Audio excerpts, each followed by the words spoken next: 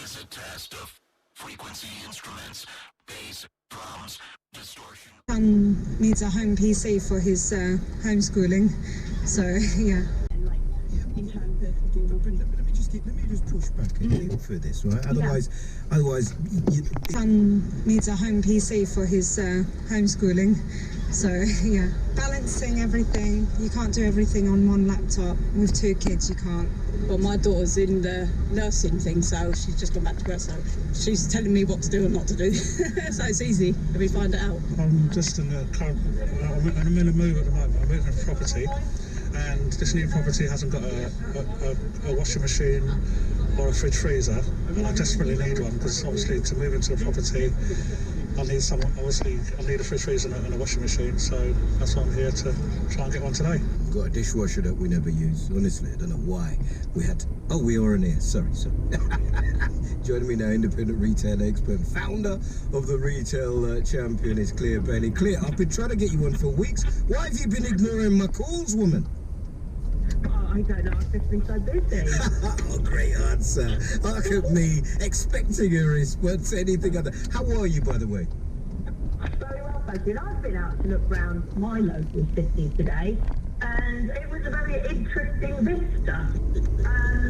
There were certain stores with queues, 3 of which would have been open for the last 12 weeks anyway, and one of them doesn't have an e-commerce presence and sells really cheap clothing. Well, listen, we don't play around here. People are buying cheap knickers and cheap underpants at Primark. Yeah. They've needed it for a little while, and if I can get any of my child's school uniform for there, because he's going to be, I'll be getting there now. I'll tell you where I was surprised, because politically, you and I have talked about Sports Direct, but Rob Oxley, who was doing a feature for us today, said the longest queue of the day was outside Sports Direct. So politically, Mike Ashley has been forgotten in terms of paying people and deciding that they were essential workers. I mean, you know, perhaps people who thought that that would be a long-lasting thing, they were absolutely wrong, weren't they? Well, you've got to understand, I suppose, that only last week we heard an announcement that GDP and the UK economy had shrunk by 20%, unprecedented levels. Yes. But the majority of people who are in a job are probably thinking, or furloughed in a job, probably thinking, what does that mean? What does that mean for my house price, or my rental price, or my bills? And what does all this money the government are giving out to businesses, what does that mean for my taxation? Maybe I need to be a bit careful about how much I spend. So even if you would have maybe gone to Marks and Spencer's or Next, maybe you're thinking, I'll just be playing it a bit safe and go Primark and Sports Direct. You might not want to, but you might feel like it's a necessary evil to get a certain standard of product, basic product, for a really keen price. But then that said, I mean, all these people they're queuing for pants and pyjamas. Well, last I checked, Tesco's is selling them. And so, you know, I think there is an element of people who really want to get up close and personal with products, but the customer experience is going to be so poor. I think there's a bit of hype at the moment and pent-up demand, and then people are going to realise that they don't like queuing, and they don't like going shopping on their own without friends. And it's not always going to be warm, is it? No. Oh, no. And also, there are sales at the moment but I didn't see many. When I went visiting my town centre, city centre, I looked around. The stores with the big discounts, 67%, they didn't have any queues and didn't have any customers. It was all about the low-cost providers, or what you might call everyday essentials. So I saw queues outside Boots, the chemist, and that's West Bank, Barclays, Tesco and Primark, and that's it. And the city centre I was in has a catchment area of a quarter of a million. Nothing like London, where you're based, but still, I mean, you would think on first day of opening it might be a little bit more hectic.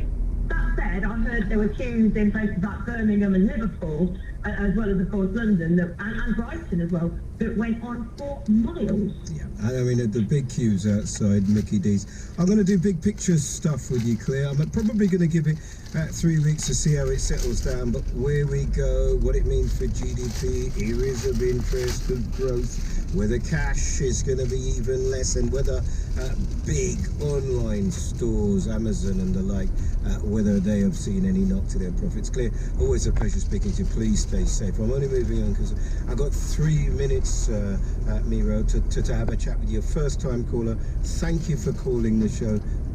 I'm so sorry we don't have longer. Talk to me. That's all right. Hi. I actually called kind of in response to your caller who was talking about having mixed race children, and I myself am mixed race. And it was something it was something you were saying sort of about aren't the police kind of looking out for us, and that's why perhaps they stop us. And I know you were kind of playing devil's advocate, but I kind of, it just reminded me of a time last year when I was at Carnival, in which it's a joyous affair. It's supposed to be a celebration of our culture, and first thing that happened was my black friend was pinned down by police officers who were searching him for drugs when he had no drugs on his person. And the second incident that happened was a 15-year-old girl went to use her asthma pump. She was mixed race, and police thought it was drugs, and so they jumped on her, and there were 8 officers on her, including one who was straddling her from behind.